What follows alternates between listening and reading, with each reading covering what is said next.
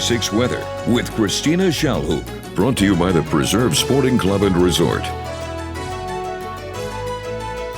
All right, everyone, the countdown is on. We are getting closer and closer to the start of astronomical fall, which is on Sunday, the 22nd. But between now and then, we have a lot to talk about in terms of the forecast. Right now on the Providence Skycam, the city looks beautiful, but the clouds, unfortunately, coming in for those of you who wanted sunshine.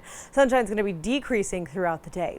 Currently 67 degrees in Providence. It's 70 in Smithfield, 69 in Westerly, and you get the picture, right? We're in the 60s, 70s, all the way to Block Island. Block Island, by the way, the clouds have started to come in, and I do want to mention, by the time we get to tomorrow, expect small craft advisories for some of our folks who were hoping to head out to the island. Maybe not the best idea. Now, I will say the brightest thing about our day today, not necessarily the sun, I would say it's the colors and the leaves. We're finally starting to see the change, right? Fall foliage coming into play. One of my absolute favorite things about living in New England. Now, I would say things are patchy right now. We've gone past no change. We're at that point where the leaves are starting to get there, but we are not near peak. Peak to be expected as we get into October rather than the end of September. Moral of the story is you still have plenty of time to see the leaves, but expect some of those colors to start popping at this point.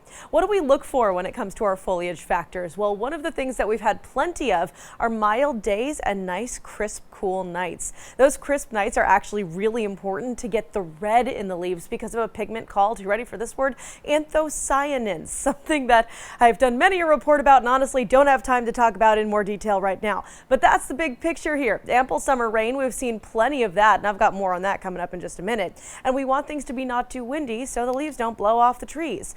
Here's the thing though, I do have a little concern about some wind. This system to our south going to bring some gustier conditions back to southern New England as we get to tomorrow and Friday. You can see for the most part right now on satellite and radar, it's just the clouds that are going to be the factor, but rain is on the way as we zoom out and you see the system on the whole. This counterclockwise rotation indicating our area of low pressure, and this area is going to scoot a little further north back toward New England before it heads off to the northeast and out of our hair. Now overnight tonight we start to see some of those showers come in, some dense patchy fog at times, so if you do have any late night or early morning driving to do, just make sure you're being really careful. Low beams, low speeds, temperatures in the 60s. But this is what I was talking about when I said we were going to talk a lot about the rain. It's been a wicked wet year, especially during our spring months. Why is that the case? Well, we had storm after storm after storm, and they weren't quite cold enough to bring snow. So what they give us instead?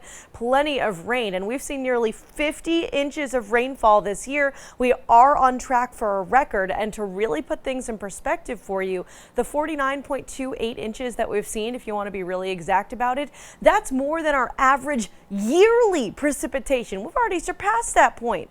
But here's the funny thing about the rain. So much of it was earlier in the year. As of late, we've seen almost nothing. In fact, for the whole month of September, we haven't even seen a full inch of rain. We haven't even seen a tenth of an inch of rain during the month of September, hardly more than a trace. But we are going to change that as we move into tomorrow. We bring this system north, we get more clouds, we get more rain, and temperatures, they start to dip throughout the day. Now watch what happens here as Futurecast brings this system in. You'll notice throughout the day on Thursday, there it is. It's drifting slowly but surely. We get rainier and rainier as we go through the afternoon into the evening. And even on Friday, this system doesn't want to just leave. It kind of lingers for a minute before getting out of our hair. So the moral of the story is expect a dreary Thursday, expect a dreary Friday, but things start to clear out on Saturday. I do think we could squeak out a shower or two, especially early in the morning, but it's mostly clouds eventually clearing, leading to a really nice Sunday again for that first day of fall, and temperatures becoming a lot more fall-like as we head into this next week. We'll be back in just a few minutes. Stay with us here on ABC6.